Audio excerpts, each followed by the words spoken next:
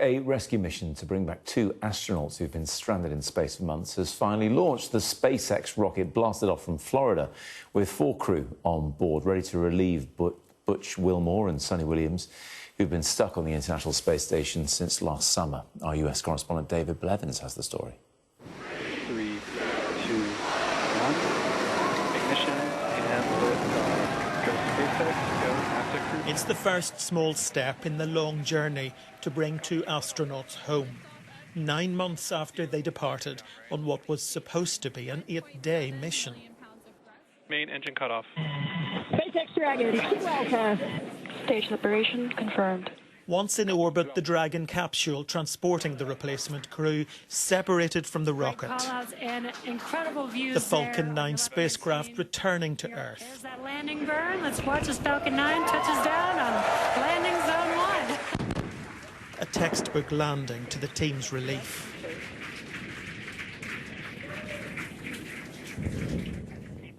Testing zero gravity for the first time, the crew seemed thrilled to be spacebound. Astronauts Butch Wilmore and Sonny Williams docked at the International Space Station last June. But fuel leaks and propulsion issues with their Boeing Starliner spacecraft thwarted their return.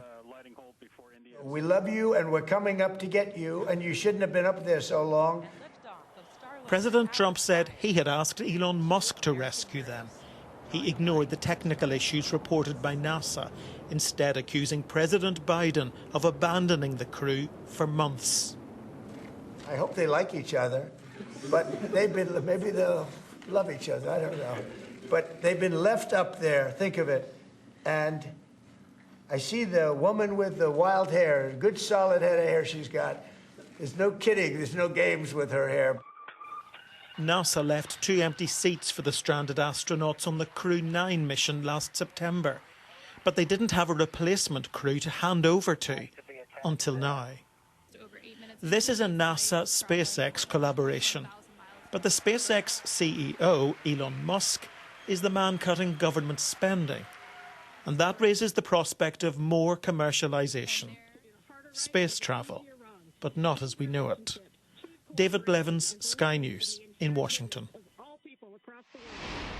Well, here to help me answer some of those questions is someone who's planning to head into space next year, astronaut and adventurer Per Wimmer. Good to see you, Per. The producer in my ear watching that just now said, I'd never go into space because of these mishaps. Do you still want to? Absolutely, 110%. And I'm sure any astronaut you talk to, they're equally excited. There's no question. We want to have more space, and we're going to get up there and do great science. Look, it's a reminder that things can go wrong. I mean, they've gone drastically wrong in the past, of course, with the space shuttle. People will remember back in the 80s. In fact, that's what did for the space shuttle programme in the end anyway. Here, we've seen they were only meant to be there for 7 or 8 days, and they've been there for more than 8 months. And still, it's not entirely safe coming home, is it? There's always a risk, is what I'm saying.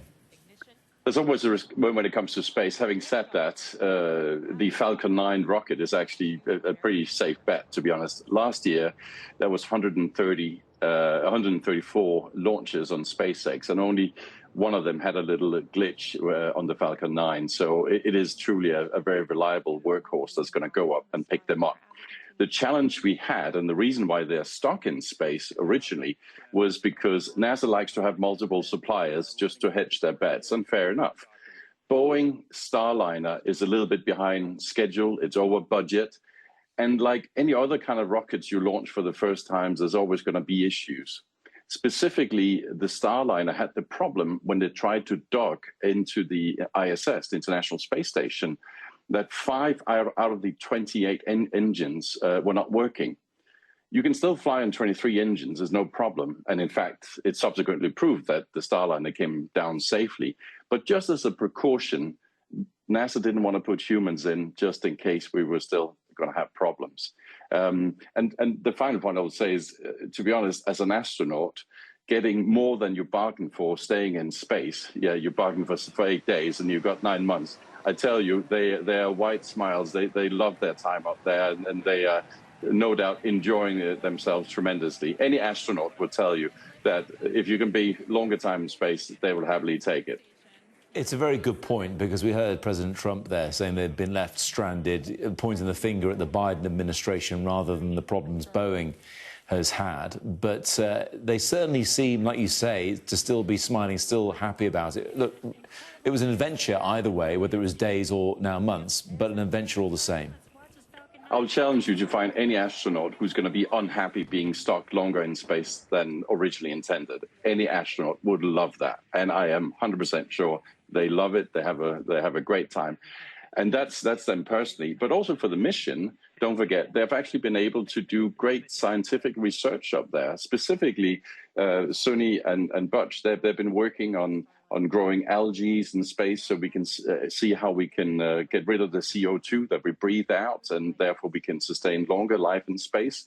And also they've been doing biomanufacturing of yeast and bacteria, so that we can produce more things up in space, and therefore don't have to take as much cargo up there, and therefore making it cheaper to have sustained life in space. So I've actually done some really interesting scientific elements here. And on top of that, for good measure, Sunny actually ended up setting a record by passing through a total for her of 62 hours outside the space station, and therefore setting a record for the female who's been spending most time doing an EVA. So that was a very personal benefit to her as well, and no doubt, of course, a lot of happiness for her family back on Earth. Yes, well, every cloud has a silver lining, as we say here on Earth, of course. The thing is, it's the not knowing, right? They weren't planning to be there this long, and sure, it's a big bonus for them, but not entirely knowing how they're going to get back. You'd have to think that would be a little bit stressful. I don't think so. We know we have the workhorse, the Falcon 9. There was going to be a trip up there and a round trip back eventually. The Falcon 9 is very reliable. It's been proven again and again. And you would actually rather be stuck on a piece of real estate up in space, i.e. the International Space Station, where you have plenty of food, you have plenty of resources, and you have even access to sending of more stuff should they need it up in space. So yes, they are okay.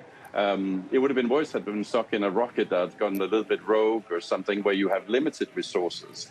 So, and like I said, they are smiling, and they 9 months in space. I mean, hey, I would love to be in their shoes, to be honest.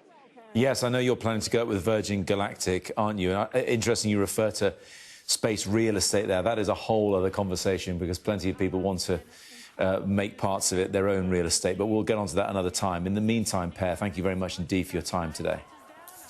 See you in space. Certainly will. Not me, actually. He means him. Moving on. A growing